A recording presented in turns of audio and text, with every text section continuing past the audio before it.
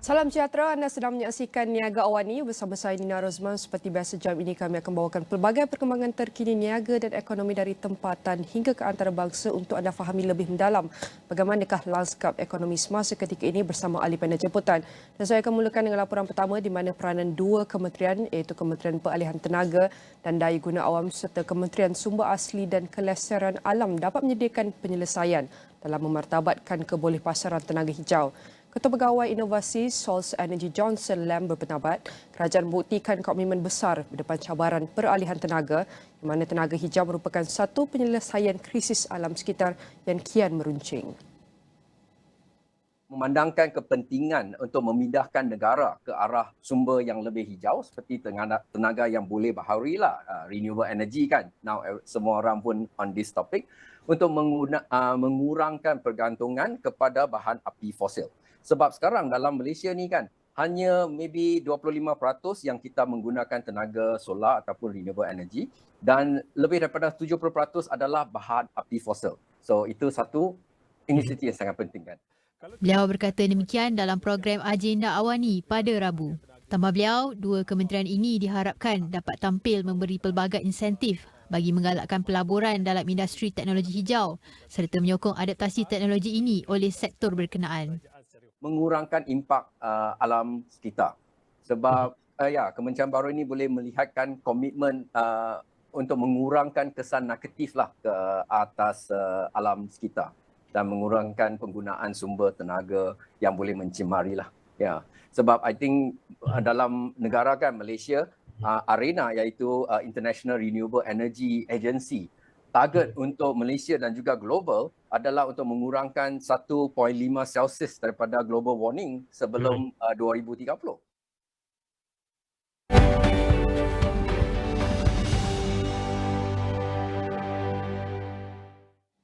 Susulan pasca rombakan kabinet yang memecahkan NRECC kepada dua kementerian baru-baru ini dan pada ketika ini kita mahu meneliti bagaimanakah peralihan tenaga mampu menjadi sumber ekonomi baharu yang lebih lestari kepada Malaysia.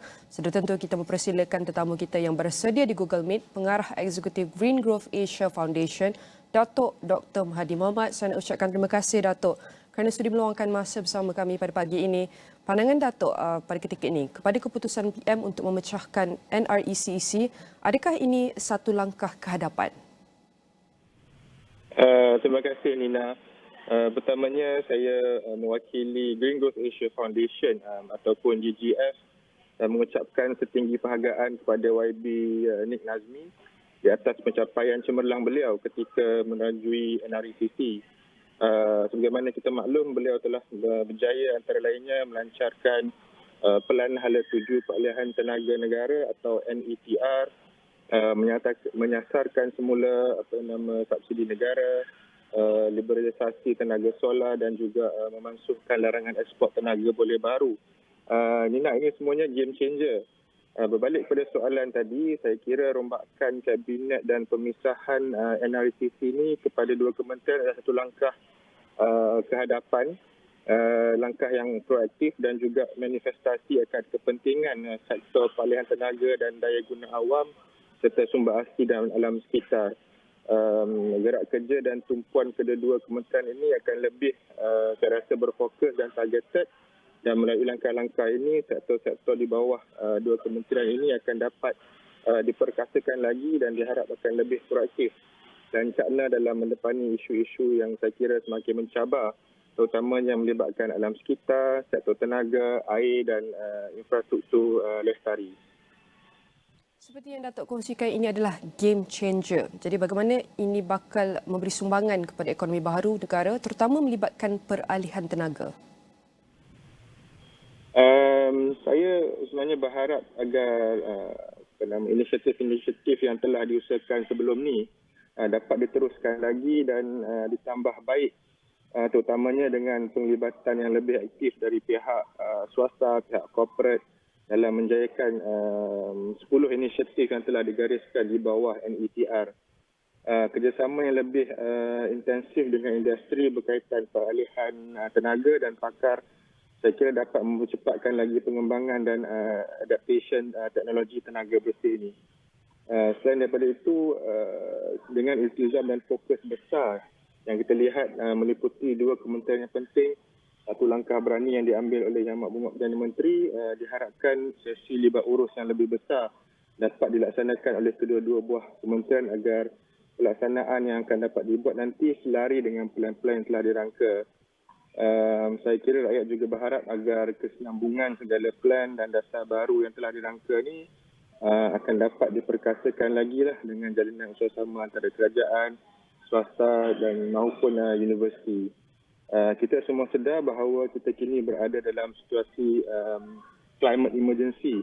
Jadi semua pihak perlu melibatkan diri secara aktif. Maksudnya kita tak boleh ada silo mentality lagi, dan sebagaimana tema persidangan COP 28 tahun ni di Dubai iaitu Unite, Act and Deliver. Jadi diharapkan agar tahun-tahun ke depan ni kita dapat melihat lebih banyak action ataupun implementation on the ground. Usaha ataupun inisiatif ditambah baik dengan pelibatan aktif dari sektor swasta adalah perkara yang diharapkan dalam sumbangan iaitu kementerian ini. Jadi COP28 juga meluluskan perjanjian untuk negara-negara mengetepikan penggunaan bahan api fosil. Pandangan Datuk mengenai perkara ini? Soalan yang sangat baik dan saya kira sangat relevan dengan situasi di Malaysia masa ni. Saya sebenarnya turut hadir selama seminggu ketika persidangan COP28 minggu lepas di Dubai. Kita dapat lihat komitmen dan kesungguhan yang sangat tinggi ditunjukkan oleh Malaysia dan juga negara-negara lain. Jadi saya melihat perjanjian ini sebenarnya sebagai satu langkah penting dalam usaha global untuk mengurangkan pelepasan karbon dan memerangi perubahan iklim. Sebenarnya pengurangan penggunaan arang batu yang merupakan sumber bahan api fosil yang banyak mengeluarkan karbon ini membantu mengurangkan pelepasan gas rumah hijau. Jadi langkah ini sangat pentinglah untuk mencapai matlamat perjanjian Paris dan menghadkan pemanasan global. Walaupun begitu, peralihan kita tengok daripada arang batu kepada sumber tenaga yang lebih bersih ini perlu diurus dengan teliti untuk memastikan kesinambungan ekonomi dan sosial. Kalau kita lihat dalam konteks yang lebih tertumpu pada Malaysia, kita sebenarnya negara yang bergantung pada arang batu untuk tenaga dan ekonomi. Jadi kita perlukan sokongan yang kuat dalam bentuk teknologi, pembiayaan dan latihan untuk beralih dari sumber tenaga kepada yang lebih lestari. Selain daripada itu, Nina, saya lihat perjanjian ini kita harus melibatkan semua negara, terutama dengan negara besar pengeluar karbon, untuk memastikan bahawa kesan yang kita tengok ini signifikanlah terhadap perubahan iklim. Jadi kesediaan dan komitmen politik ataupun political will di peringkat global ni adalah kritikal untuk menjayakan perjanjian ataupun usaha ini. Dengan mengambil kira konteks ekonomi semasa dan juga sumber yang kita ada ketika ini, apa pilihan yang ada pada Malaysia dalam mencapai aspirasi ini, mengambil kira kenyataan YB Rafizi sebelum ini yang memberi indikasi bahawa kerajaan terbuka untuk melihat nuklear sebagai pilihan. Apa pandangan Datuk? Ini soalan yang sangat menarik. Saya kira dalam konteks Malaysia ni sebenarnya adalah selaras juga dengan prinsip asas terlema tenaga iaitu menjamin daya harap sistem, pembekalan elektrik kepada pengguna, menghasilkan tenaga yang mampan dengan kos yang berpatutan, serta mampu mengurangkan carbon footprint sistem bekalan elektrik negara. Saya melihat sebenarnya perjanjian ini sebagai katalis ataupun pemangkin dalam memperluaskan pelaburan dalam sumber tenaga boleh baharu seperti solar, biomass, hidrogen dan mungkin juga angin. Ini termasuk pengembangan infrastruktur dan teknologi yang diperlukan yang akan menggalakkan lebih penggunaan tenaga bersih dan memberikan kesan insentif kepada syarikat dan individu untuk beralih kepada tenaga yang boleh baharu. Selari dengan itu, saya kira kerajaan perlu menguruskan impak sosioekonomi ini dari segi palihan tenaga seperti menyediakan peluang pekerjaan baru dan sokongan yang lebihlah kepada pekerja industri arang batu nanti. Sebab kalau kita lihat secara jangka panjangnya, kementerian menyasarkan 70% energy mix daripada renewable energy menjelang tahun 2050 dan setakat tahun 2021 yang lalu, kita masih di tahap 17%. Jadi we still have a long way lah untuk mencapai sasaran tu. Bercakap soal tenaga nuklear sebagai pilihan, saya fikir ruang perbincangan mengenai hal ni harus dibuka seluas-luasnya lah, kerana memangnya tenaga nuklear ni menawarkan penyelesaian tenaga rendah karbon. Kita sedar bahawa kerajaan pernah meletakkan tenaga nuklear ni sebagai antara alternatif pilihan, namun masih terdapat negative perception mengenai tenaga nuklear ni.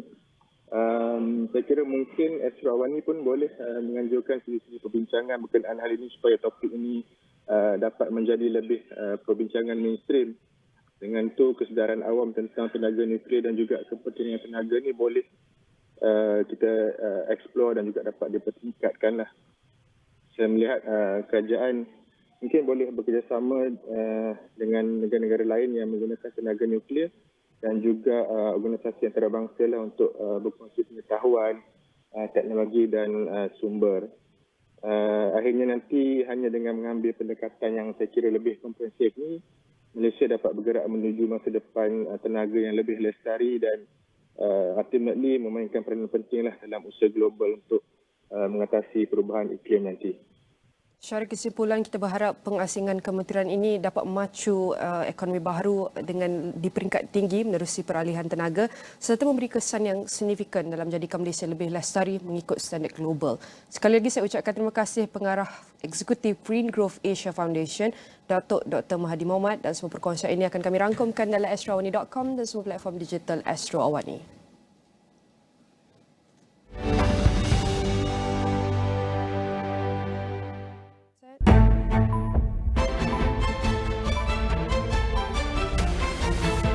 Di dalam setiap berita yang dibawa, konteks amat penting.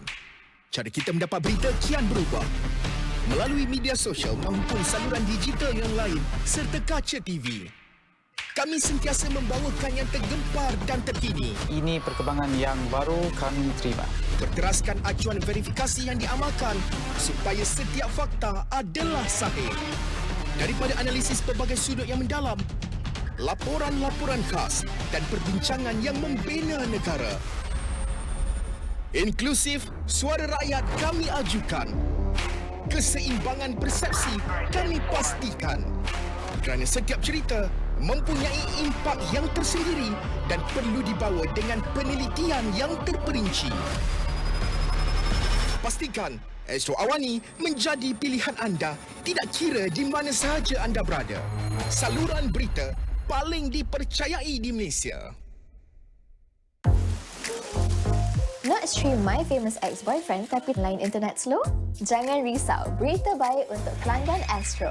Dapatkan Astro Fiber 500 Mbps hanya dengan RM90 je sebulan selama 24 bulan. Harga tetap tau! Langgan sekarang dan dapatkan router Wi-Fi 6 serta pemasangan secara percuma. Dengan Astro Fiber, anda boleh stream hiburan keluarga bila-bila masa. Wi-Fi kencang, kini lagi kencang. Bersama meriahkan penghujung Liga Super 2023 secara langsung dan eksklusif. 26 minggu drama tanpa henti di atas padang. Setiap pemain dan setiap pasukan sedaya upaya memberikan yang terbaik demi maruah dan peminat setia. Liga Super di Astro Arena, Arena Bola dan Astro Go.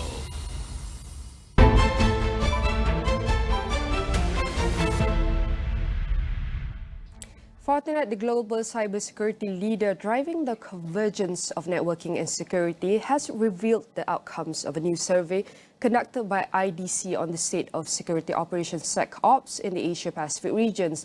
The survey commissioned by Fortinet provides valuable insights into the current SecOps landscape, emphasizing the role of artificial intelligence, AI, and automation.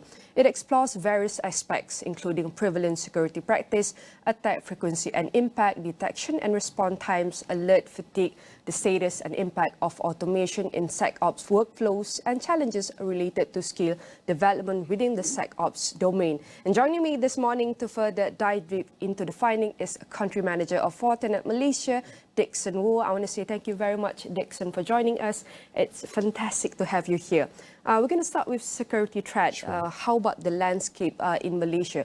Given that phishing is the top cyber threat in Malaysia, how are organizations adapting their cybersecurity strategies to address these prevalent concerns? Sure. First of all, let me thank Nina and Astro Avani for inviting Fortinet Malaysia to present here and to have this live chat. And hopefully, with this messaging, we can also send out to the outside world to create awareness together. I think you're right. I think recently, Fortinet has conducted a survey in the Asia region for, I think, 550 companies has been chosen to participate on this particular survey. Malaysia alone, we have about 50 cybersecurity leaders as well as the decision makers to partake on this particular survey.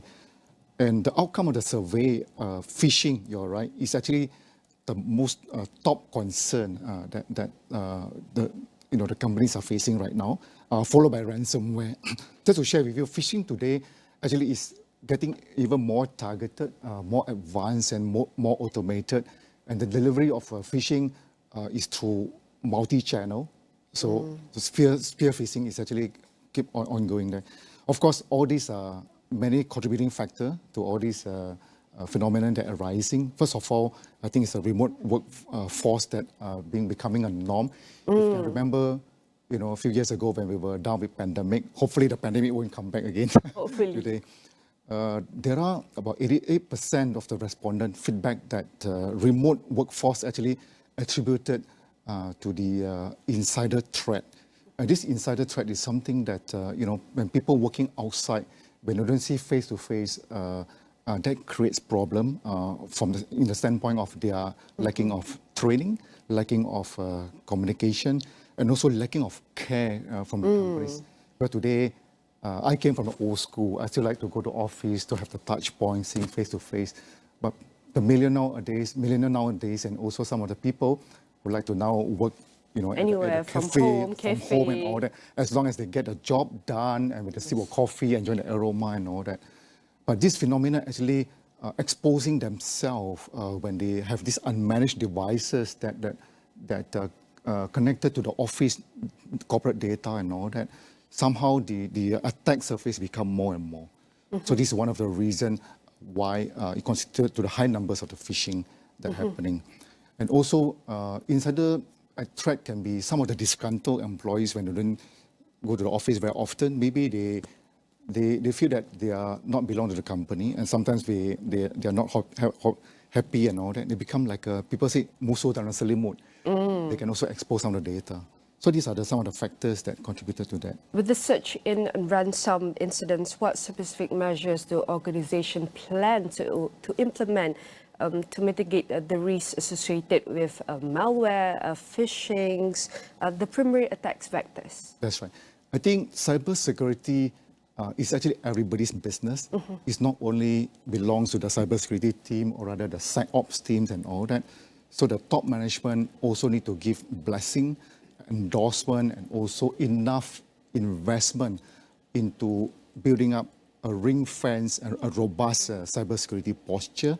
That's very important. Of course, keep creating the awareness, the continuous training, doing some penetration tests to look at the posture and all that is very important. Yeah, in order to prevent the new forms of attack, which is getting more and more sophisticated nowadays. Earlier, you just mentioned about the insider threat. We want to see impact of remote work from the insider threats. What specific training programs or initiative that organizations implementing to address to increase their threat incidents, especially in the context of remote work? Right. So some of the organizations like Fortinet, we used to do a lot of what they call testing. For example, sometimes you will receive an email from a managers talking about your salary increment and then encourage you to detach and look at the link and open the link and all that. That's where we get into trouble. I think such kind of testing, regular testing, educating, employees are paramount important. How does the perceived lack of employee care and insufficient communication contribute to the surge in insider threat, and what steps can organizations take to alleviate this concern especially? Right. I think constant communication, because when this hybrid work phenomenon become more and more prevalent, people are getting more disconnected because they are happy with their outside world performing as long as they get their job done. And because of this, we are human, we still need a lot of interaction. I think the communication with the managers, with the teammates, with the colleagues are important so that they always stay informed in terms of the latest development of the organization, in terms of the what's coming up and all that. I think that's very important. And what challenges do organizations face in dedicating IT resources to security teams, and how can businesses better prioritize and allocate resources that can enhance cybersecurity measures? So one of the outcome of the survey also indicated that 62% of the respondents feedback that many of these organizations doesn't have a dedicated resources to handle security operation, more so on the cybersecurity entire paradigm. So I think the investment and the importance of cybersecurity, it has to be on the top of the agenda, not the afterthought kind of a subject. And we want to say about the unequipped, the steps organization taking to address the concerns of being under-equipped for threat containment, and how can it enhance the cybersecurity capabilities? Right. If you look at the cybersecurity evolution, it has been a journey since when the world is open up for digitalization. Once we are going to a digital journey, I think data are already stored in the cloud, some in the mobile. And should there be any access to all these windows of, for example, mobile or any devices out there? Even today, we talk about edge computing, IoT, can also serve as a computer devices. So data can actually go in there, and the attackers are taking advantage to go after all these unmanaged devices. So when all these are open up, that actually pose a bigger surface, attack surface to the organization. So it's very importantly, first of all, is to have the right security posture. For example, nowadays, we talk about the concept of ZTNA. You trust no one literally unless you are proven legitimate identity to the organization. So all this technology has to be in place. But of course, when we talk about technology, it's only one angle. Second angle is about people, and then having the right processes and the policy in place so that everything will be then equipped. And of course, the technology is always evolved. Very importantly, for an organization is to keep investing in the latest technology, which is more platform-based kind of technology. And from the survey also, I must add that with over 50% of enterprises experiencing an average of 220 incidents per day, what strategies are in place to manage alert fatigues in concern, especially in suspicious email and malware detections? Yes. So I think according to the survey, 250 incidents a day is actually a very huge amount. Yes. Imagine that in organization, I think the survey also indicated that an organization of 230 people, only one person is responsible for the security operation. And then imagine one, is to take care of the whole organization. It's a lot. And then in terms of the incidents, there were about 47 incidents happen a day. And imagine this poor guy who need to handle everything. So if you divide by 8 hours a day of working hours, probably every 10 minutes he has to handle certain incidents and all that. So that is almost impossible for an organization to keep investing on people, right?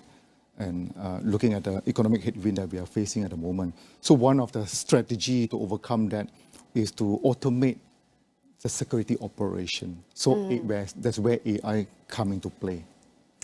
In the face of time constraints, usually even though there's a lot of problems, and then one person or one key person managing everything, even for the whole organizations, we're talking about face of timing constraints. What process automation, you mentioned tools, maybe we can dive deep into this, and prioritization methods are being implemented to ensure effective threat management within, let's say, 8-hour day?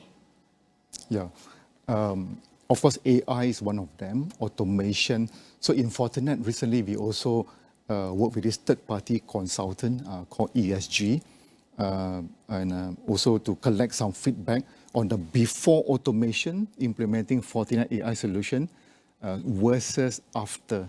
So the outcome indicated that in terms of the mean time to detect, and this is a bit of a technical jargon, meaning that how long do you take to detect a malware that go into your system, MTTD, before the solution was being implemented, it took about 21 days. Oh, Yeah, that's almost a a long time. month. Almost a month. Imagine, how much can track actors do? That's maybe from one Harms, from the yeah. 220 Exactly. problems already. Exactly. So after the implementation of the Fortinet Fabric solution, the MPTD reduced from 21 days to just 1 hour. So just imagine how efficient is that, and of course productivity also increased and all that. The other outcome of the survey also shown that after the implementation of the Fortinet AI Fabric solutions, the mean time to response in IT, we call it MDTR, it was reduced from 18.5 hours to just a mere minutes.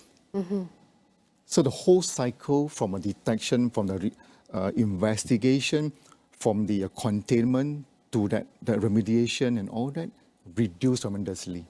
So that will help the issue of having skill shortage, having a lack of investment on people and all that. All right, definitely in the pursuit of holistic automations, how can organizations ensure that maximizing visibility, automated processes, threat intelligence, and even optional efficiency are seamlessly integrated to their security operations? Absolutely, absolutely. How can we do that? So I think first of all is to have that proper framework, right? So of course before that, I think the top management need to view security operation as a very important ingredient in the whole cybersecurity journey, because having the right control of the information from the outside to inside and all that is important. Of course, I mentioned about automation, having the AI-powered solution is paramount important. After that, I think the framework, proper framework in place is important. The whole entire journey from the detection, from the investigation, from the remediation, containment and all that, to the response, it has to be relooked. Instead of a silo approach, now it has to be the entire journey. All right, definitely, as you mentioned earlier, cybersecurity is everyone's business, and one of the three top aspects that we need to focus is give blessing, endorsement, and That's right. investing toward the cybersecurity. And I want to say thank you very much to Country Manager of Fortinet Malaysia, Dixon Wu. Definitely, we'll see you again joining us, and everything will be uploaded within astrawani.com and all digital platforms. Thank you.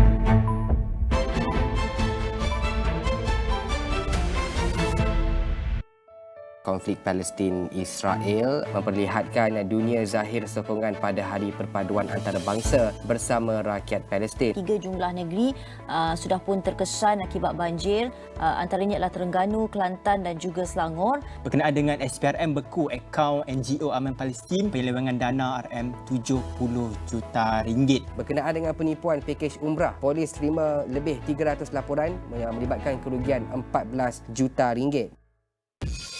17 Disember ini, The Mask Singer Malaysia kembali secara langsung.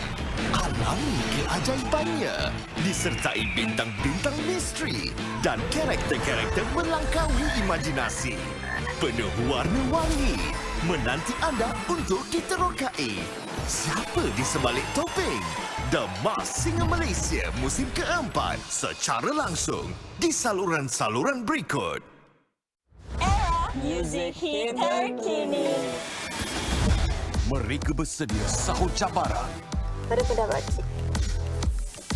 Universal tadi macam tahap terlebih sangat. Dia memang literally blank. Hello. Bakat dicungkil. Bakat lakonan ni sangat penting untuk Hero dan Dewi. Bakat yang paling penting adalah lakonan, and show it to us. Siapakah yang berjaya memukau mata juri? Hero Dewi Remaja. Jumaat 10 malam di Astro Ria dan On Demand.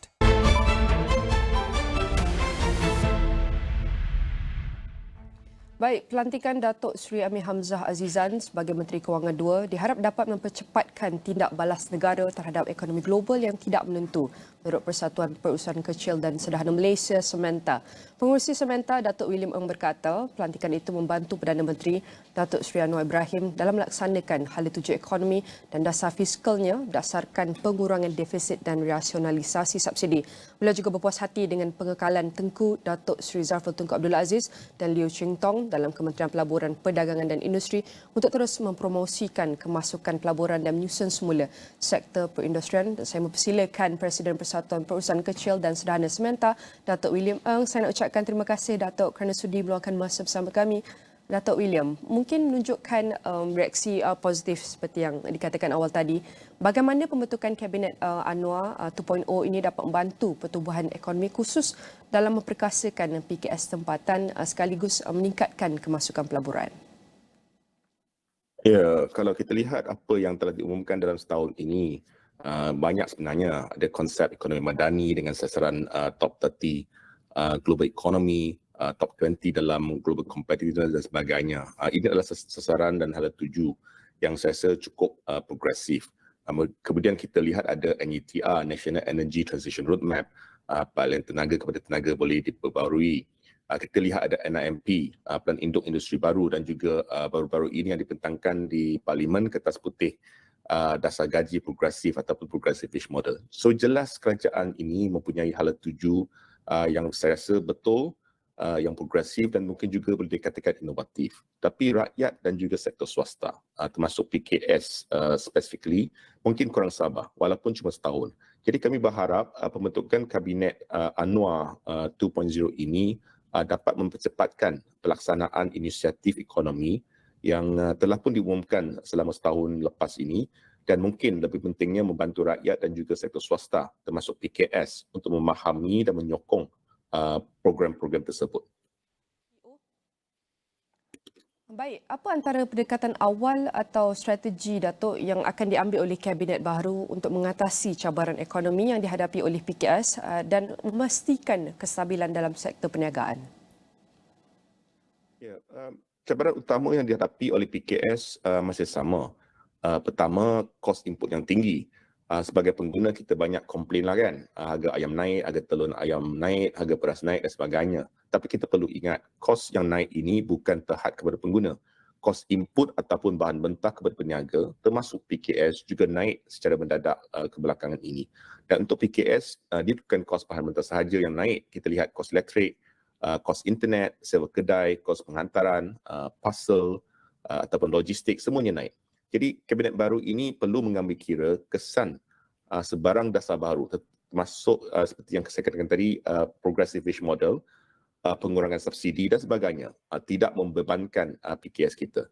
Di dalam kita membentung kenaikan kos kepada pengguna, kita juga perlu membentung kenaikan kos kepada PKS kerana benda ini sama, dia berkait rapat. Keduanya, kos pematuhan ataupun compliance cost. Kita sudah ada sebenarnya mekanisme untuk memantau isu kos pematuhan. Ini dalam bentuk pemuda ataupun jawatan kuasa khusus untuk memudah cara perniagaan. Tapi Kabinet baru perlu memberi fokus untuk mempercepatkan pendigitalan kerajaan. Salah satunya projek Identity Digital Nasional (IDN) yang diumumkan baru-baru ini, saya rasa memang perlu dipercepatkan. Saya bagi contoh, kalau kita mahu buka kedai makanan di ibu kota, kita perlu bukan satu tapi 8 lesen ataupun proses. Kita perlu upload sijil SSM kita perlu sijil penyedia makanan, sijil bomba dan sebagainya. Tapi dengan projek Identity Digital Nasional ini, mungkin semua tadi dapat dipermudahkan kerana pihak berkuasa tempatan dapat lihat dengan satu login semua permit yang sedia ada. So this is a second focus on compliance cost. Dan yang ketiganya isu buruh ataupun tenaga kerja. Ini isu yang amat mencabar kerana terdapat pelbagai pihak kepentingan yang mempunyai pendirian dia yang agak bertentangan. Di pihak majikan dan perniagaan, kita mahu tenaga kerja yang terletih dan kita mahu kebebasan untuk membayar mengikut keluaran ataupun output dan bukannya mengikut gaji bulanan yang tetap. Manakala pihak pekerja dan pihak kesatuan pekerja pula, dia mahu gaji bulanan tetap dan kalau boleh dinaikkan secara automatik setiap tahun. Tapi masalahnya, dunia dan ekonomi sedunia sekarang ni sudah bertukar. Sekarang ni kita sering merujuk kepada ekonomi gig, ekonomi kreatif. Pekerja ni, dia tidak semestinya bergantung kepada satu pekerjaan. Jadi pengetahuan yang diperlukan, latihan yang diperlukan dan undang-undang untuk menyelia peralihan ke ekonomi gig ini cukup berlainan dengan sistem buruh dan undang buruh yang kita ada sekarang. Itulah sebabnya kenapa Samantha menyeru kerajaan segera membentuk satu pasukan petugas khas masa depan pekerja ataupun Future of Work Task Force untuk merancang cara kita mengatasi isu pasaran bakat yang sudah berubah ini. Jadi pasukan petugas khas ini perlu menjawab beberapa persoalan. Contohnya, adakah sistem pendidikan sedia ada cukup untuk melengkapkan anak-anak kita untuk pasaran pekerjaan di masa hadapan? Bukan untuk hari ini, bukan hari esok, tapi untuk 10-20 tahun ke hadapan. Keduanya, adakah skill set atau kemahiran yang diperlukan oleh industri cukup di kalangan pekerja tempatan ataupun mungkin kita perlu menyumber kemahiran tersebut dari luar negara. Dan adakah sistem perkongsian keuntungan sedia ada antara majikan dan pekerja cukup dan adil? Adil untuk pekerja dan dia perlu adil juga untuk majikan. Dan adakah undang-undang buruh kita mencukupi ataupun kita menyekat pertumbuhan ekonomi dalam era ekonomi gig sekarang? So kita perlu bantu rakyat Malaysia untuk kekal relevan dalam ekonomi baru ini. Kita perlu kecilkan jurang antara apa yang diperlukan oleh industri dan ketersediaan dan latihan pekerja mahir. So in short, kita perlu pastikan rakyat Malaysia ni betul-betul faham dan sedar perubahan ekonomi sedunia ini dan bersiap sedia untuk menghadapi cabaran masa depan. Baik, daripada segi pengurusan ataupun dasar dan juga progressive wage model dan juga tumpuan yang lain yang telah dikongsikan oleh Datuk sebentar tadi, macam mana kita nak salurkan usaha-usaha ataupun inisiatif ini melalui kerjasama bersama Kabinet Baharu ini bersama pemain industri dalam memaksimumkan penyertaan PKS dalam pelbagai sektor ekonomi yang telah disebutkan antaranya oleh Datuk serta menggalakkan pembangunan dan inovasi dalam kalangan perniagaan kecil dan sederhana terutamanya. Ya, kita ni sering dengar sektor PKS ni penting, sektor PKS ni tunjang ekonomi negara dan sebagainya. Tetapi hakikatnya kita lihat isu yang sama dari 20 tahun lepas masih merupakan isu dan cabaran hari ini. Isu kos, isu inovasi, isu kewangan dan sebagainya. Ini adalah kerana kita masih pakai approach dari zaman 80-an yang saya rasa dah sepatutnya dah jangan kita pakai lagi. Approach apa? Pertama, kita masih percaya pemberian grant atau wang percuma kepada PKS ini boleh membantu membangunkan sektor PKS. So kita bagi macam-macam grant untuk otomasi, untuk iklan kita dapat free, untuk server gerai dan sebagainya. Kalau betul cara kita tadi, patutnya kita dah ramai PKS yang jadi jago sedunia. Ekspor kita sepatutnya merata dunia macam Apple atau Samsung. Cuba kita nambahkan satu jenama tempatan yang kita bagi duit free untuk iklan yang sekarang dah jadi jenama besar yang disegani di seluruh dunia. Tak ada sebenarnya. Ini bukan dasar kerajaan sekarang. Kita dah lihat berbilion ringgit kita jadi subsidi. Kita bagi grant untuk berpuluh tahun. Mana jenama kita yang berjaya. Jadi strategi grant ini kita perlu ubah.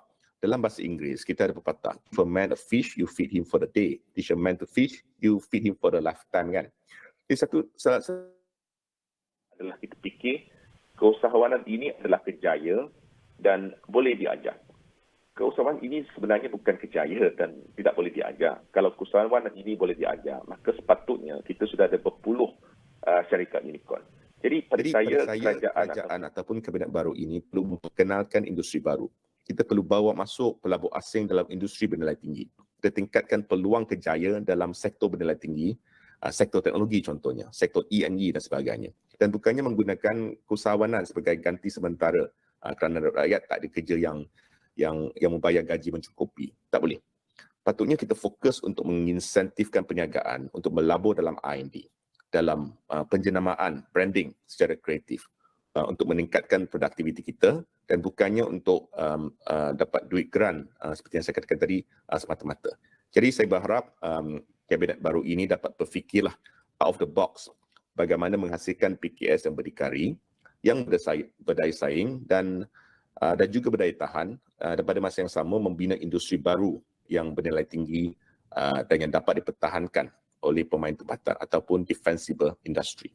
Sudah tentu, where there's a will, there's always a way dalam memacu PKS untuk lebih berdaya saing dalam menjadi enjin kepada pertumbuhan ekonomi. Sekali lagi saya ucapkan terima kasih kepada Presiden Persatuan Perusahaan Kecil dan Sederhana Sementa, Datuk William Ng.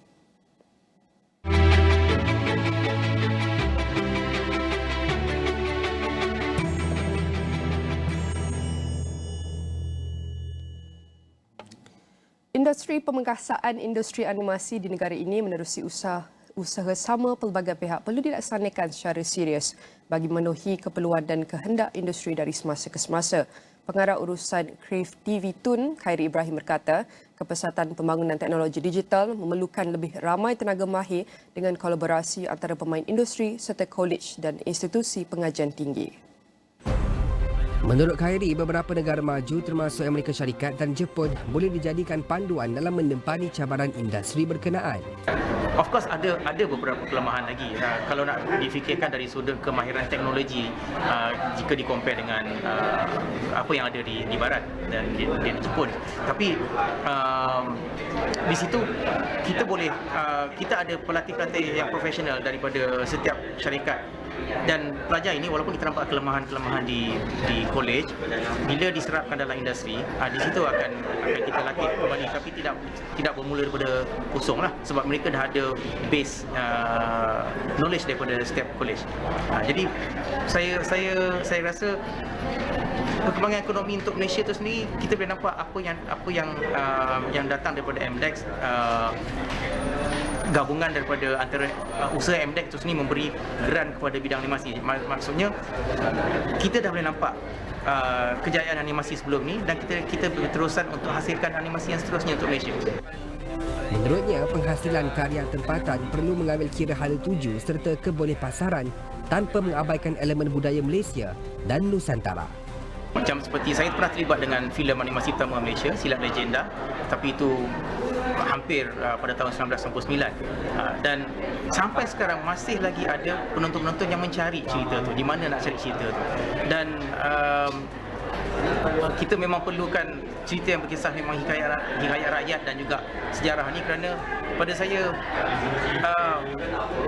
itu yang saya nampak boleh mempertengahkan bidang animasi kita dengan lebih jauh. Kita tak perlu apa yang dah ada di luar sana, kita menggunakan budaya kita untuk kita terus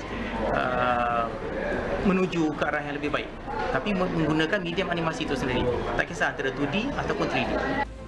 Menurutnya, bidang animasi adalah antara industri kreatif yang membuka ruang dan potensi untuk generasi muda menjana pendapatan tinggi sekaligus berupaya melonjakkan ekonomi negara.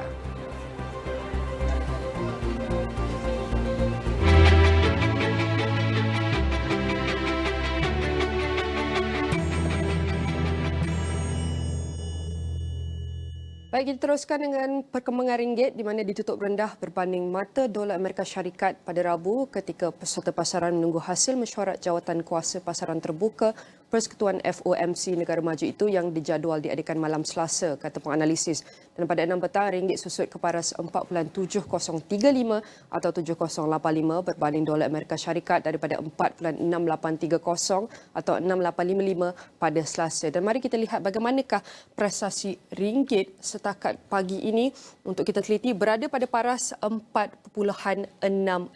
Dan ini adalah prestasi ringgit dapat kita saksikan setakat 14 Disember. Kalau kita mahu teliti dalam tempoh seminggu, nilai ringgit Malaysia dalam waktu seminggu ini adalah prestasinya berada lebih kurang pada paras 4.655, pernah mencecah 4.655 hinggalah 4.705. Dan ini adalah kita boleh cakap range purata ataupun prestasi ringgit kita dalam tempoh seminggu daripada 7 Disember sehinggalah pagi 14 Disember ini.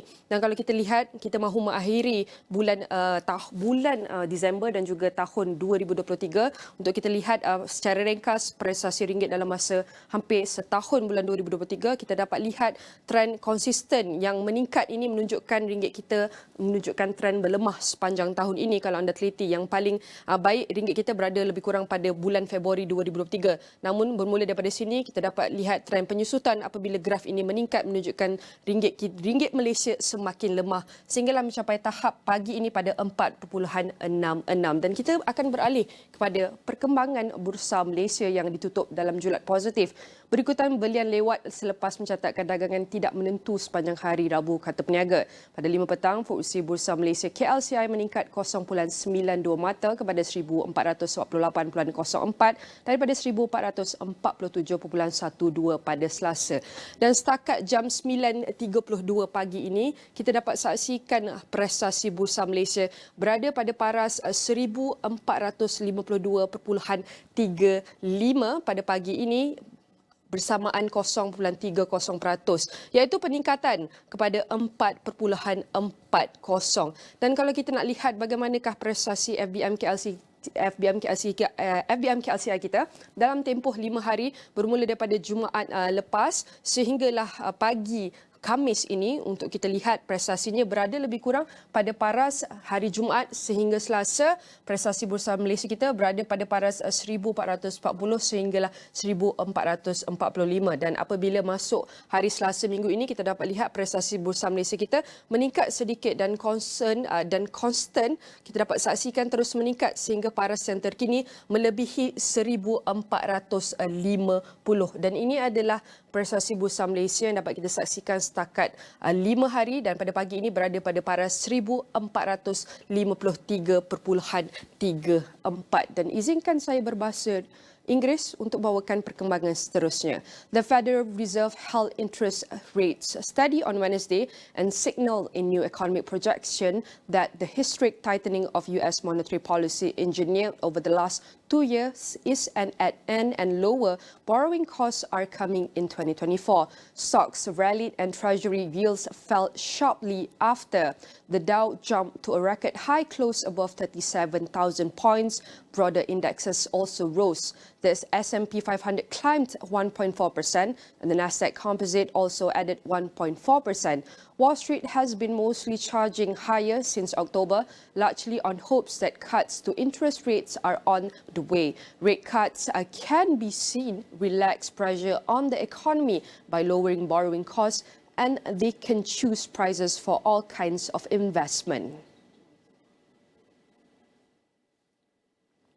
Now let's take deep dive into the US market, where S&P 500 index stocks categorized by sector in industry, which size represents for the market cap. And we're going to start with one of the largest industry within the S&P 500, with Microsoft is down by 0.0%. This morning we can see it's a bit negative, and Adobe also red color showing is down by negative 1.48% this morning. And for the Oracle, we see the opposite of Adobe, which has green waves and forecast quarterly revenue below estimates on Monday for Oracle, as an uncertain economy and competition in the cloud computing market weighed on demand for its cloud offerings, sending its shares down more than 7% in extended trading.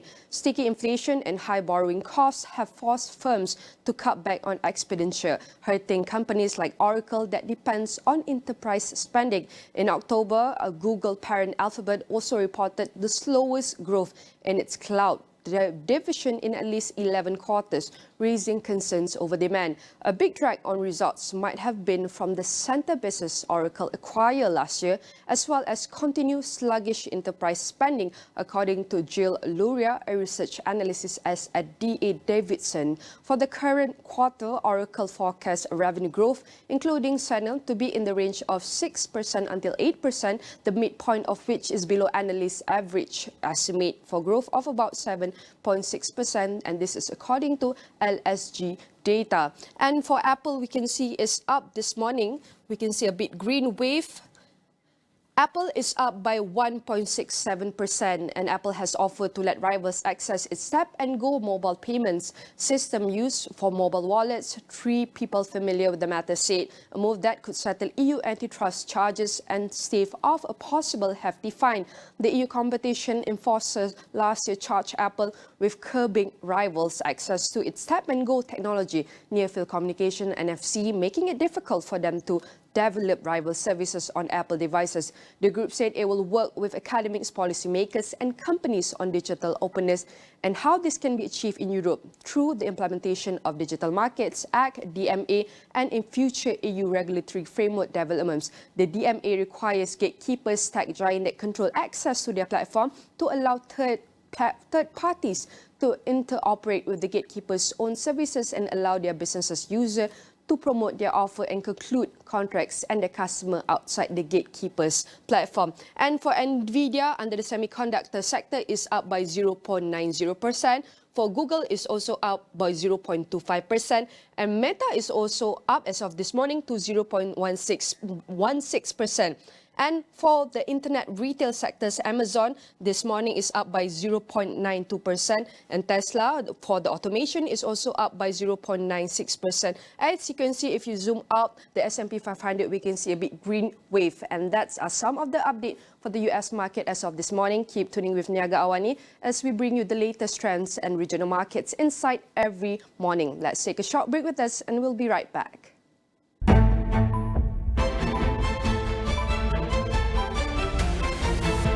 Perkembangan situasi semasa. Wujud kenaikan harga ayam memang berlaku di tempat-tempat tertentu. Kementerian Sumber Manusia akan menjalankan operasi di seluruh negara. Kita mahu menghindari unsur-unsur buruh paksa di negara kita.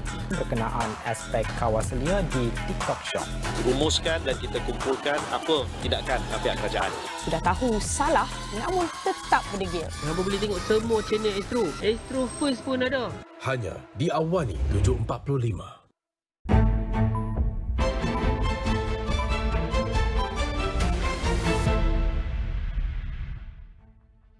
SMEs can often be overlooked when we are talking about the energy transition, but their contribution to greening supply chains is critical. How do we best demonstrate to SMEs the importance of ESG issues, particularly when it comes to exporting? Thank you so much, team. Assalamualaikum and a very good afternoon, everyone. In the context of Malaysia, it is important to note that about 98% of the business establishment are actually SMEs. So SMEs play a very important role in Malaysia's economy.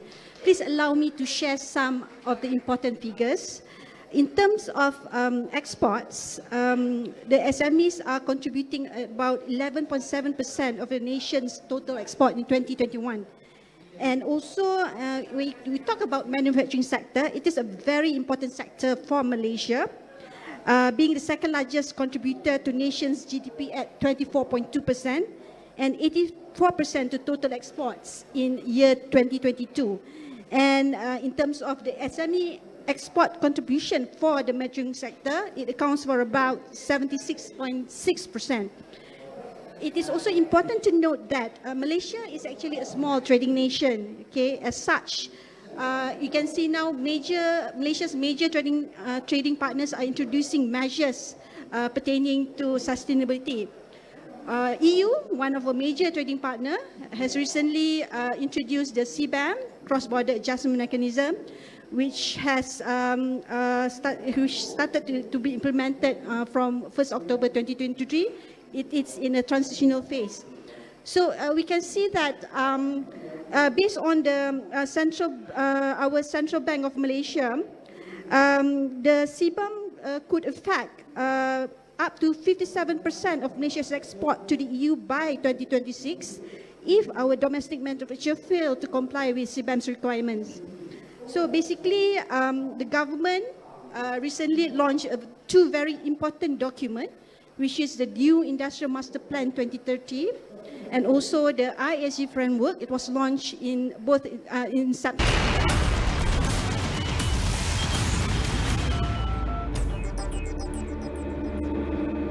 Ucapkan terima kasih kepada Yang Amat Berhormat Perdana Menteri atas tanggungjawab baru ini yang diberikan kepada saya, dan demikian juga dengan timbalan Menteri yang baru, Datuk Mustafa, dan yang mustahak pada pagi ini ialah kehadiran saya untuk pertama kalinya, dan saya ucapkan terima kasih kepada semua warga kementerian yang menerima saya pagi ini dengan suasana yang ceria, dan tentunya dalam bidang pendidikan ini bukanlah satu yang asing kepada saya.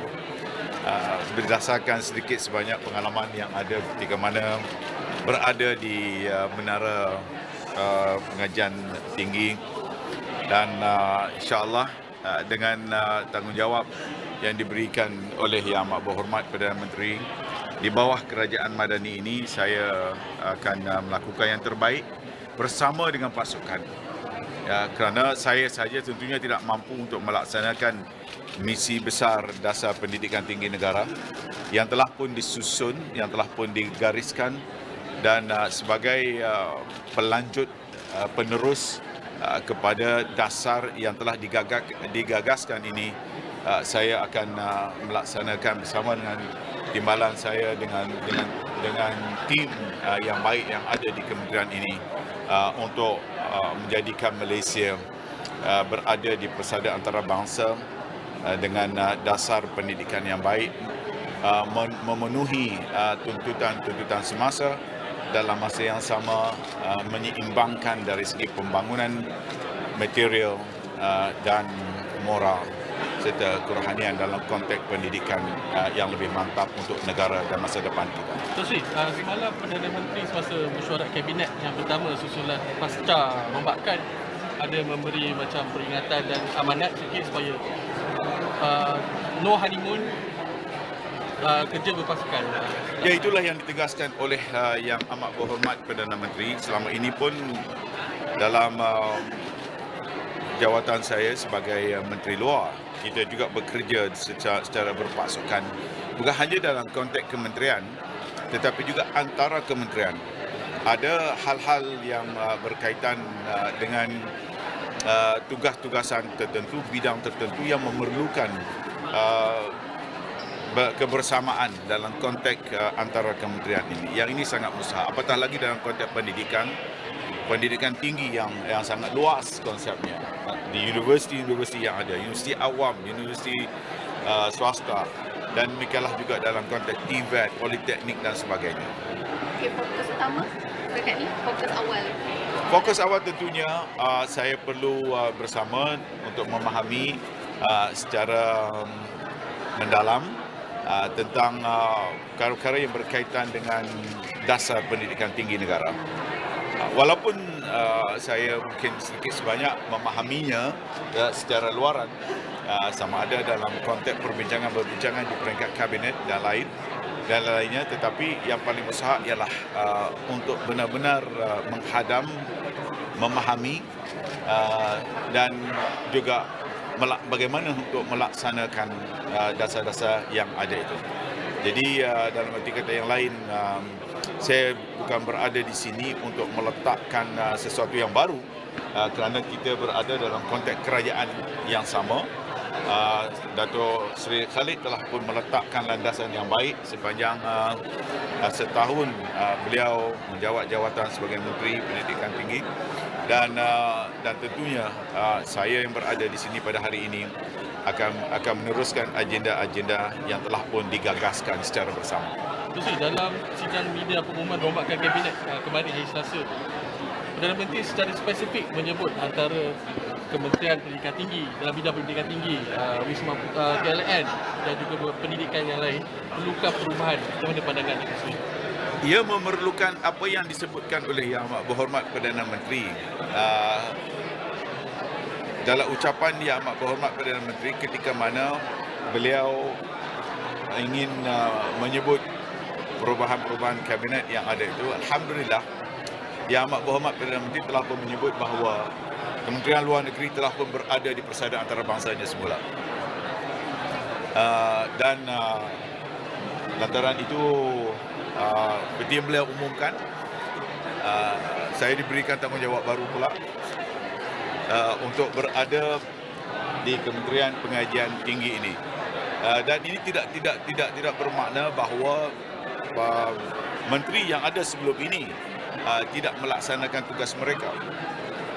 Apa yang disebutkan oleh Yang Amat Berhormat Perdana Menteri ialah peranan yang lebih besar barangkali yang perlu dimainkan, termasuklah oleh Datuk Seri Khalid yang dihantar ke Kementerian Pertahanan, dan manakala saya pula dihantar ke Kementerian Pendidikan Tinggi untuk melaksanakan tugas yang penting ini. Tuan Sri, ada cakap-cakap di luar mengenai rombakan yang dibuat oleh Perdana Menteri ini sedikit sebanyak berkenaan UMNO untuk protek Presiden. Dia tidak ada kaitan kerana kita perlu faham bahawa hak mutlak Yang Amat Berhormat Perdana Menteri untuk membina pasukannya. Tentunya beliau telah membuat penilaian-penilaian yang terbaik ya bagi meneruskan dan juga respon yang beliau perolehi daripada rakyat, bagaimana beliau menyusun semula. Demikianlah dalam setiap pimpinan dalam kerajaan sebelum ini pun akan ada perubahan-perubahan dari masa ke semasa untuk memantapkan lagi pentadbiran yang ada. Dianya tidak ada kaitan dengan soal politik itu dan inilah seperti mana yang telah dispekulasikan oleh setengah pihak. Jadi nak kawal orang untuk tidak bercakap ni susah. Tapi apa pun yang paling besar ialah tumpuan kita. Seperti mana yang disebutkan oleh Yang Amat Berhormat Perdana Menteri ialah tumpuan kita, apa yang perlu kita laksanakan. Yang telah beliau tetapkan matlamat dalam kerajaan Madani ini ialah untuk memberi yang terbaik kepada rakyat. Sri Ilyas, stakeholder paling besar ialah mahasiswa. Macam mana pengalaman sebagai pensyarah untuk menyantuni mahasiswa? Ya, saya tidak mengatakan bahawa saya yang terbaik. Apapun, saya lahir daripada dunia kampus. Ya, sama ada ketika mana saya menjadi pelajar, saya pernah menjadi pemimpin pelajar. Dan kemudian itu selepas habis pengajian, saya berada di kampus juga untuk meneruskan pengajian dan juga mengajar di dalam kampus. InsyaAllah dengan sedikit sebanyak sentuhan dan pengalaman itu, saya akan bersama dengan mahasiswanya, dengan pensyarah-pensyarahnya. Kerana komponen di universiti itu adalah bukan hanya satu kelompok saja. Dia mempunyai paling tidak ada 3 kelompok teras utama, iaitu yang pertamanya pelajar-pelajarnya, mahasiswanya, yang keduanya dari segi tenaga pengajarnya, dan yang ketiganya ialah pentadbir-pentadbirnya. Ingat itu ya, ada tiga komponen mustahak yang perlu kita lihat. Rancangan masa terdekat. Rancangan yang terdekat yang saya sebutkan tadi, ialah untuk kita lihat semula apa yang telah pun digagaskan oleh Datuk Seri Khalid dan timnya, dan untuk kita teruskan perancangan yang telah pun digariskan. Kerana dia adalah merupakan dasar daripada kerajaan Madani itu sendiri. Terima kasih. Terima kasih. Minta Datuk Seri buat ucapan selamat tahun baru. Selamat tahun baru lama lagi. Awalnya. Berita ATM.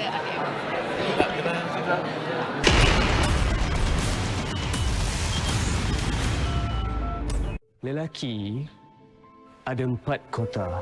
Perkahwinan yang diimpikan menjadi mimpi buruk. Why are you doing this? Saya tak buat apa-apa pun. Patutnya dia bersyukur lah kan. Dapat pos tunggal lah. Don't lie to me! She's not the type of girl that you can just throw her just like that. Kalau Farid tak nak stop, I will stop him. Syurga itu bukan mudah.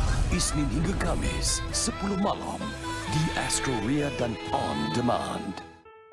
Konflik Palestin-Israel memperlihatkan dunia zahir sokongan pada Hari Perpaduan Antarabangsa bersama rakyat Palestin. 3 jumlah negeri sudah pun terkesan akibat banjir, antaranya adalah Terengganu, Kelantan dan juga Selangor. Berkenaan dengan SPRM beku akaun NGO Aman Palestin penyelewengan dana RM70 juta ringgit. Berkenaan dengan penipuan pakej umrah, polis terima lebih 300 laporan yang melibatkan kerugian 14 juta ringgit. Dek, boleh tolong panggilkan anak saya? Siapa? Borhanuddin Razak. Suatu tragedi. Kenapa ni kat mana? Borhan Pustakawan. Timbul spekulasi. Tak minta jumpa dia. Dan daripada darah ada jatuh daripada tingkat atas. pelbagai teori. Entah, dia bunuh diri. Borhan aku rasa dia kena rasuk. Kita pun tak tahu benda-benda gaib ni. Muka dia macam baik je. Yang baik itulah kau kena hati-hati. Yang tahu je tahu. Mulai 22 Disember di Astro Ria dan Astro Go. And also the ISG framework, it was launched in both in September and October 2023 to address these issues. In NIP 2030, there is a specific, it's a mission-based approach there is a specific mission, which is Mission 3, which is the push for net zero, which is addressing on the adoption of ESG. And also, apart from that, we have also launched the ISG framework. ISG framework is basically a guideline for the SMEs to start adopting ESG and start doing their sustainability reporting. Because most of the SMEs in Malaysia have just started to embark in the adoption of ESG, unlike the large companies. So basically, these are the two documents that we have launched, and we hope that it will be a document that will support the SMEs journey towards the adoption of ESG. So it sounds like the Malaysian government's got a great plan there to help SMEs think about these issues. Michelle, I don't know if you wanted to come in here. You represent a large multinational company, but you must work with SMEs a lot. How do you persuade SMEs to take ESG issues more seriously? Okay, so actually I also prepared some statistics, but Shireen already shared it. So I do agree that SME actually plays a very important role in this ESG journey. And to me, actually, no one should be left behind, especially SME, because they really play a very crucial role.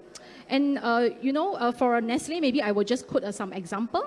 In Nestle, we have a good example that we have this Halal Mentoring SME program. So this has been established since 2009, and we in collaborations with Halal Industry Development Corporations and also SME Corp. And through this program, we are able to share the best practices, also our knowledge, our expertise with the SME. So as of 2022, we have seen very great participations, like over 1,300 individuals from 923 SME participate in this program, and with that they are actually become more capable and also more competitive in this global market, so that they can actually develop to be the global supply chain or in the supplier chain as well. As you know that Nestle Malaysia is the biggest halal producer, and also we are recognized as the halal center of excellence for Nestle Group as well. Yeah.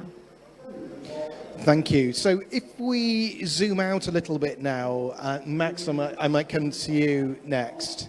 I know a number of you are active not just in Malaysia, but in a number of ASEAN economies. And one of the characteristics of ASEAN as a grouping is that each ASEAN member state is quite different from another. It's a very diverse set of economies. Given that, do you think there are some specific challenges that ASEAN as a region faces in greening supply chains? And in your view, how do we best address these?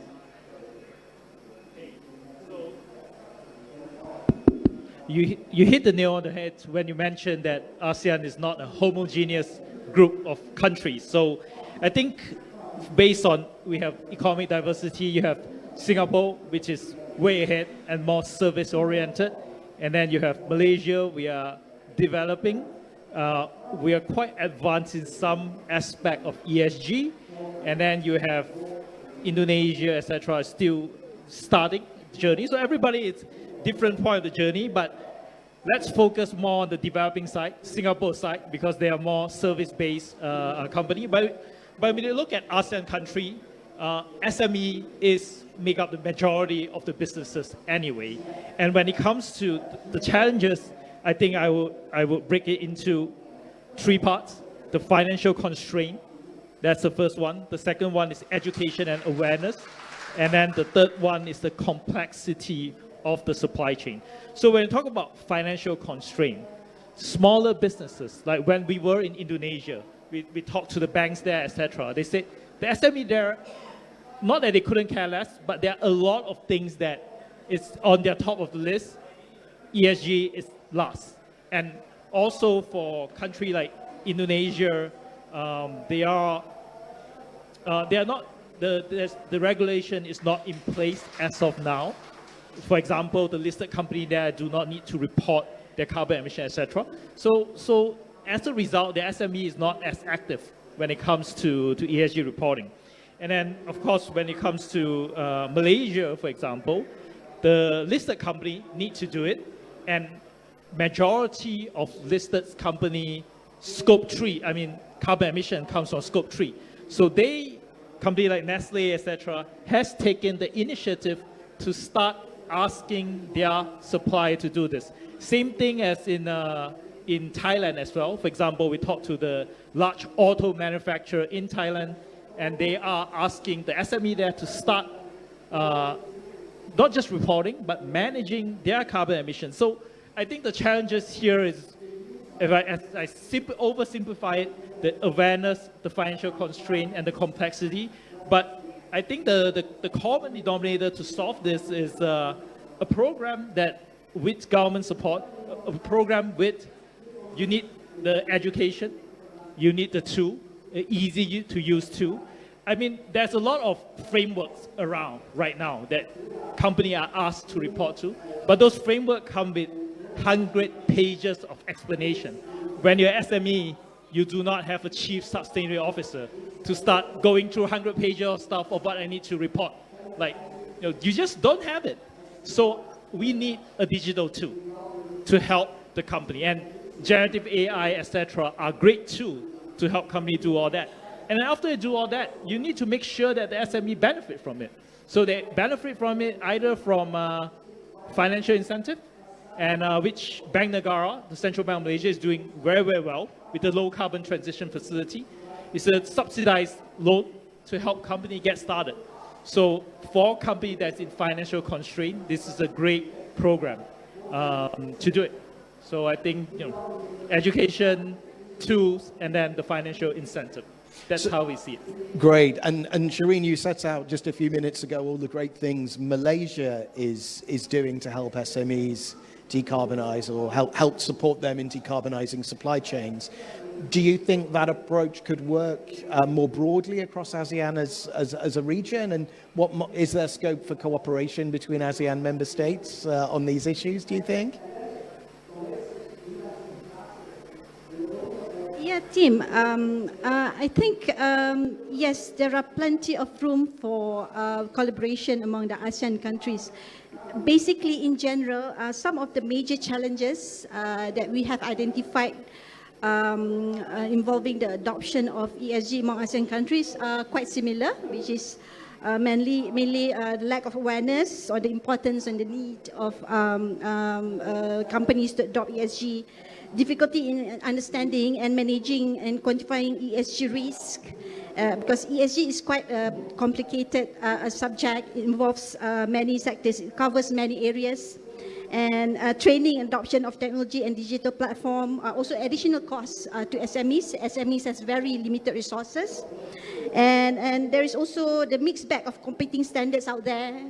We have GRI, SASB, ISSB. So it's quite confusing for the SMEs especially. And of course, the international standards that we have are quickly changing. So the organizations must adapt very quickly. So I can see there are a lot of potential for ASEAN countries to work together and collaborate in the adoption of ESG. Thank you. And you mentioned earlier regulation that's now coming out of developed markets like the EU CBAM. We also have the EU deforestation regulation, which impacts products like palm oil, rubber, soybeans, and so forth, which will have a particular impact on certain ASEAN economies. These new rules require increased transparency and bring stronger regulatory requirements on supply chains. And Max, maybe back to you, and just if you want to expand a bit on what you were just saying around technology, how can we use technology in particular to help SMEs comply with all these new rules that we're seeing emerging from the US and the EU and elsewhere? Okay, so I'm going to promote the program that is developed by the Central Bank of Malaysia, the Greening Value Chain. It's designed to hopefully solve this issue. The idea behind it is to solve the challenges behind CBAM for local company. So the Greening Value Chain program is an end-to-end solution that starts from the anchor, or what we call the large corporation. So for example, company like a manufacturer in Malaysia, such as Kosan, they are a glove manufacturer. They need to export to Europe. And then they are not currently subject to CBAM yet, but they do see eventually in phase 2, they'll be on CBAM. So what they're doing is they're getting their supplier, mostly SME, to attend training. So first they get the training, the awareness, etc. And after that, they get a digital tool. And the digital tool is important because if you don't track it properly, you can't comply to the CBAM requirements. So they get access to a digital tool that's provided by Pantas. And after that, they get recommendation on how to reduce carbon emission. And sometimes the recommendation can be very simple, like change to LED light. Sometimes it can be slightly more complicated and more costly, such as solar panel, etc. But if you are able to showcase the ROI of each of this, then the SME, if it makes sense financially, they will do it. And we are working closely with local partner, for example, Soul Energy. So we have our partner here, we're just starting to integrate and suggest those kind of solutions, to promote local solutions to help them decarbonize.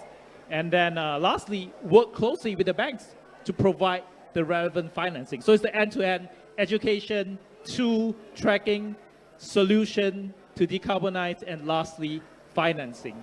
So ultimately, we do hope that this can help the company in meeting all these new changes. And as you mentioned, like for example, TCFD, right? We heard during COP, they just disbanded the TCFD organization, right? It's been now taken over by ISSB, but under the a lot of companies are still being asked to do TCFD, and it's so fast that you see it gone. So we try to provide a technology solution where you do not have to redo your work. So technology is helpful in that aspect. Thank you. And Lone Guy, I might come to you next, because tech is clearly important, but when we're dealing with SMEs, they're usually part of supply chains that end up with larger companies in one way or another. How can larger players like the one you represent responsibly support SMEs as part of their decarbonisation journey? And what challenges do larger companies face in doing this? So I'm going to take the second portion first. What are our challenges? And you can just call me UN. Okay, so Scope 3 for us is almost, because Eon's business is slightly different from yours, likely. So it can range from 60% to 70%, actually. And Scope 3 is such a big portion of how we want to achieve net zero. If we don't deal with it first, it's going to be a substantial issue when we do say, hey, I'm going towards 20, whichever year that, the net zero year. So the issue that we have then, therefore, is we have to start as soon as we can and work with as many from micro, small, medium kind of businesses and get them to understand that it is for the goodness of their business to actually work alongside us. So one of the key elements that I find missing in your end-to-end is really the business portion. Yes, awareness is great. The financial is great. The incentives are great. But ultimately, what will sustain the conversation and what will get the conversation going is the business side of things. So when we go to the farms, when we go into the factories, we often bring with us very clear set of, okay, hey, I really like what you're doing here. And there is actually another model that we saw, and we like to, match you guys so that you can have a meeting with them and understand the kind of knowledge exchange that can actually benefit you end to end, and understand how that can be beneficial to your business. And also because we come from a large network of not just in one country, but also in multiple countries in Southeast Asia, we're able to sort of like give very strong commitment on how we can actually expand businesses from one to the other. But not just that, businesses understand when they do see a simpler solution, when they do see a quicker way to get to where they want to go faster, more efficient, with better resources, they will do it naturally. But this one needs sometimes, a lot of times, it actually just requires a little bit of, hey, check this out and have a look at this. So we take it upon ourselves in terms of accountability and in terms of not just anchoring, but being accountable for our micro, our small, our medium business partners, suppliers, to work alongside us. So we will provide as much platform to support them as possible. So it's not just training, it's also tech, it's also like designing different systems so that they can plug into us a lot easier for them to be more efficient. So those are the key things that we have already started with all the different states moving forward. There are, of course, difficulty in some of their systems working with ours because while we have a legacy, so do they. So these are the tech conversations that must be had, that must be solved, well, whether you like it or not. So it's going to take time. It's not as if like just because they're committed to it, it's going to happen overnight. It will still take some amount of time. And sometimes I worry we don't have that much time. So that's often what's, keeping a lot of people awake at night to see, can we get better results? How do we make sure that this is a win for everyone? And Michelle, from your perspective, from Nestle, another large company with lots of SMEs in the supply chain, do those things that you were just hearing resonate with you? And what else is Nestle doing to help SMEs decarbonize? Hello. Yeah. At Nestle, a key part of our ESG effort is to build a responsible and also a sustainable supply chain. So through our various initiatives and also program in place, yeah. So our core driver is actually RSS, which is a responsible sourcing standard. Yeah, we have this standard that we share with our vendors, our suppliers, to ensure that they actually integrate these ESG practices within their businesses. So you talk about standard, right? So we can't just like throwing the standard to our suppliers and just expect them to run by themselves. So what we have done all the time is actually we work hand in hand with our vendors to ensure that they actually understand what is the standard about, and also, in the event that they are failed to comply with certain requirements or way of working, then we actually address together with them. I mean, to me, it's like they can't swallow an elephant. The elephant here is actually referred to ESG. So ESG is rather, I'm not sure about you all. I think ESG is rather complicated. It's a very broad subject, especially for SME, because, they probably lack of resources, they lack of funding. They also do not have the access to the expertise and also knowledge like what Max mentioned just now. So it's very important that we work with them and we teach them, and we should slice and also dice and let them chew and also digest. So yeah, for Nestle, we have a few examples. It's like our Farmer Connect program, which is on the chili, paddy, and also the coffee project that we actually work with our farmers to provide them the technology know-how and to help them to increase their yield. So this is actually something that we have done for the farmers. And also we have this as part of our forest positive strategy. We have also worked with the smallholder farmers to ensure that they are actually also transition to the regenerative agriculture. Yeah, so especially for Nestle, I would say that this is very important because more than 95% of our carbon emissions is actually from our value chain. So I think helping the suppliers or value chain to reduce the carbon emissions is very important, and this will be our effort as well. And for Nestle, I believe that, with our skill and also being a multinational company, we can be the catalyst or, as an anchor company to promote all this sustainable supply chain. Yeah. Thank you, and it's great to hear the contribution and the effort that larger companies in Malaysia are making to help SMEs. But Albert, maybe if I come to you now and look at it from the perspective now of the SMEs themselves. SMEs are amongst some of our most innovative businesses often. So how do we actually best harness the creative energy of SMEs? And are there some good examples of innovation you've seen from Malaysian SMEs in decarbonizing supply chains? Right. Thanks, Tim. So I think especially with ESG being quite a big topic and Malaysia's government wanting to hit net zero earliest by 2050. So it's like what Michelle mentioned, it's a big elephant to swallow sometimes. So I think in some perspectives, SMEs are to be helped and to be supported in some of these initiatives. But I think for us at 99, what we realize is that it's a big elephant for them to swallow. It's also a big elephant for us to swallow.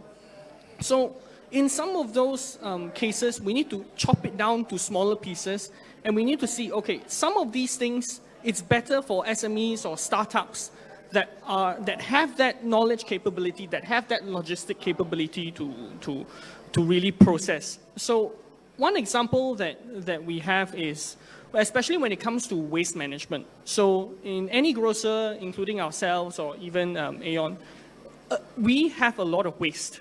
So some things are expired, some things are rejected by consumers. So what we do is we pass it on to this SME company, which breaks it down into its packaging as well as its food constituents. So what this allows them to do is to go towards a nature-based solution, which is BSF processing. So they pass it on to black soldier flies and they convert it to fish meal, they convert it to fertilizer. It benefits food security as well as diverting from landfills. So these kind of things are easy to, they are easy to assume that there is a supplier out there that can process in such big numbers. You're talking about 250 to 300 tons per year. It's a large number for us to take in. But the fact that an SME is out there supporting us in this particular regard is encouraging. So there is a platform, there are opportunities for people outside who come into Malaysia and can say that, okay, I'm finding for this solution. There is a solution here in Malaysia. Yeah. And Max, maybe I come to you. I mean, you I guess, are an example of an innovative SME in terms of the work you do yourself. But amongst the SMEs you work with, can you give us some examples of really good innovation you've seen in Malaysia and ASEAN more generally? Actually, I have 3, and just on the short amount of time. So we launched our solution 18 months ago. And since then, we have been approached by SME that have innovative solution. That's, for example, waste management is one of them. Another one is oil recycling. So they recycle waste oil. And then another one is building material. So they use green building material. But I think for a lot of these SMEs, they are not getting the proper support in the sense that they are unable to quantify the impact. So when you talk about recycling, but people want to talk, okay, so if I recycle this, or if I do this, or if I say my product is green, how green?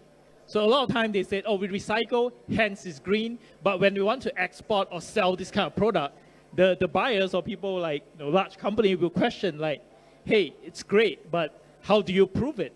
So a lot of SME, they face some difficulty there. So we are working with the banks, etc., to help them through the process of measuring the impact and then market it properly. So, hey, we are really green. This is our carbon emission impact. This is how much avoided emission we're able to do, etc. And then get our partner, for example, British Standard Institution, to certify it and say, hey, this is really real technology, etc. So I think it's a combination of awareness, the lack of tool, and also the financial side as well, because it's not cheap to get like a international organization, a British Standard Institution, to certify certain things. But we are working through the process of helping a few Malaysian SME actually to crack the European market through this process. That's great to hear, and it's a good reminder that innovation comes not just from large companies, but also from small ones. And I guess those are good examples of how people have tried to make an opportunity out of this move to decarbonising supply chains. Because often when we talk with businesses, we think about increased ESG requirements as a cost and a challenge, but they can also be an opportunity, can't they? And Yuan, maybe I come to you now. How can we help businesses to turn these challenges into opportunities, in particular to gain or maintain a competitive edge? So I'm very excited to talk about this actually, simply because we are working on, internally we call it the return project. So most of the time we hear about return being a big issue or a big problem when it comes to e-commerce companies. But we've not really talked about how return is for manufacturers, for suppliers, for example, because usually the retailer in between would have to be dealing with returns. But right now what we are working on is to open this opportunity to really re-look at return in a completely different concept, a completely different way, to repurpose products that come out from a manufacturer, for example, and how, if this is returned, whether it's from a retailer or directly from the customers, which is amazing. If it can be returned from customers, awesome. But what happened? What can a business do to reimagine their products when it's returned to them? When it is coming back, what is that journey going to look like, and what is their process going to be able to do? Now, this part of the green will actually close the loop somewhat for most manufacturers. And of course, I definitely agree. When you're able to measure how green you are, it is louder to be able to say, hey, this is what I can do. But we also must ensure that the businesses have as many examples or as many business models as possible to test and try to really find a sweet spot of green in their business. And how do you identify it as an opportunity? An opportunity is only seen to a business as opportunity when it becomes a revenue stream. When it is not yet a revenue stream, when it's still a cost, when it is still something that looks very much like, oh, I have to subsidize this, or it increases my cost, then it becomes like a burden. They may not prioritize this. But if you change, or if you look at it very differently and consider this as a new revenue stream, then the business model may shift and it may look very different for the end business. Thank you. And Albert, from 99 Speedmart's perspective, how do you see this? How do we create a green opportunity out of these regulatory changes? I think between 99 Speedmart and Aeon, we have about 25% of the grocery retail market in Malaysia. So a lot of the things that we do when it comes to the consumer side, so when people buy from us, we have influence in the things that they purchase and how this impacts the final national target. So I think the first step that we have to see, and we have to have these SMEs understand, is that sustainability doesn't have to be cost accretive. It doesn't necessarily result in costs going up. It can be cost neutral, or in fact, it can be in the long term reducing their cost of manufacturing or cost of servicing and so on. But the first thing that when we think about these decisions, the prevailing problem is, where's the data? Where is that data coming from? So hearing from Shireen, from MITI and Max, that information covers a huge part of our decision making, and if we are able to liberalize, if we bring in more of these informations to them, then they will see sustainability as not just a responsibility to the environment or their stakeholders, but also to see it as positive economic-wise for them. So I think for this particular regard, then the focus has to be, for example, what we did was we abolished single-use plastics in the middle of this year.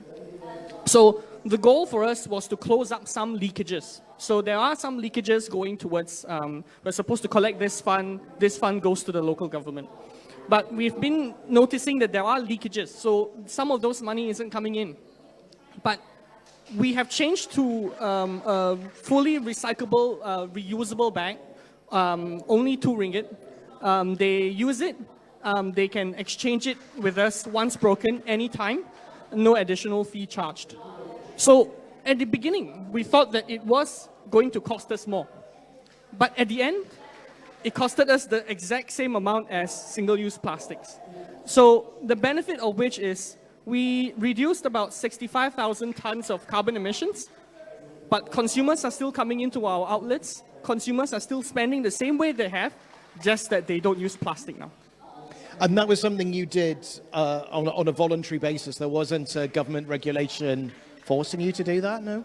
The government certainly did nudge us a little bit, but I think on the large scale, yeah, it is voluntary. But we hope to see that these voluntary actions become the norm, so that when the policies do come in, then people don't feel forced. It is a forced decision.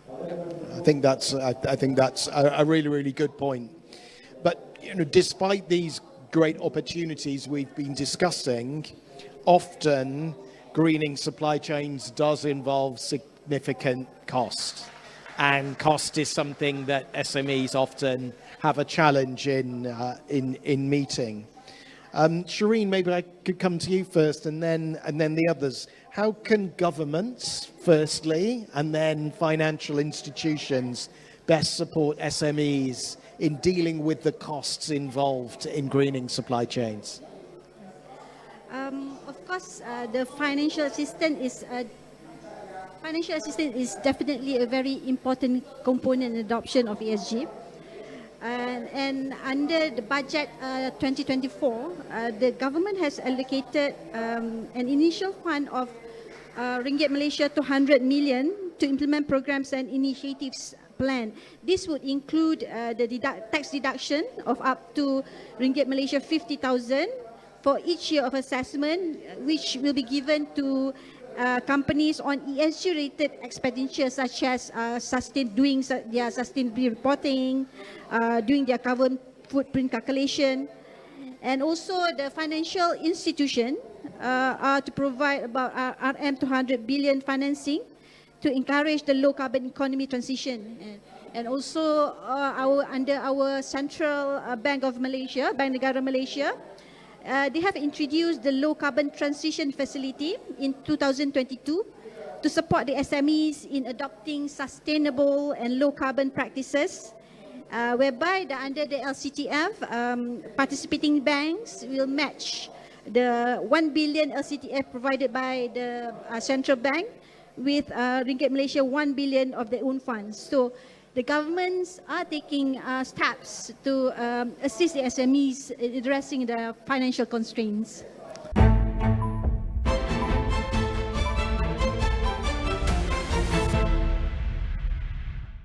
Dek, boleh tolong panggilkan anak saya? Siapa? Burhanuddin Razak. Suatu tragedi. Kenapa ni kat mana?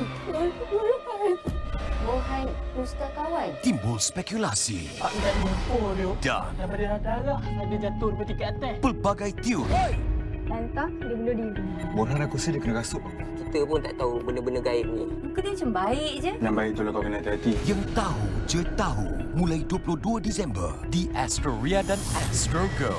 Di dalam setiap berita yang dibawa, konteks amat penting. Cara kita mendapat berita kian berubah. Melalui media sosial maupun saluran digital yang lain serta kaca TV. Kami sentiasa membawakan yang tergempar dan terkini. Ini perkembangan yang baru kami terima. Berteraskan acuan verifikasi yang diamalkan supaya setiap fakta adalah sahih. Daripada analisis pelbagai sudut yang mendalam, laporan-laporan khas dan perbincangan yang membina negara. Inklusif, suara rakyat kami ajukan. Keseimbangan persepsi kami pastikan. Kerana setiap cerita mempunyai impak yang tersendiri dan perlu dibawa dengan penelitian yang terperinci. Pastikan Astro Awani menjadi pilihan anda tidak kira di mana sahaja anda berada. Saluran berita paling dipercayai di Malaysia. Siapakah Gempak Most Wanted 2023? Anda yang akan menentukannya. Layari www.gempakmostwantedawards.com sekarang untuk mengundi. Gempak Most Wanted Awards terpaling trending.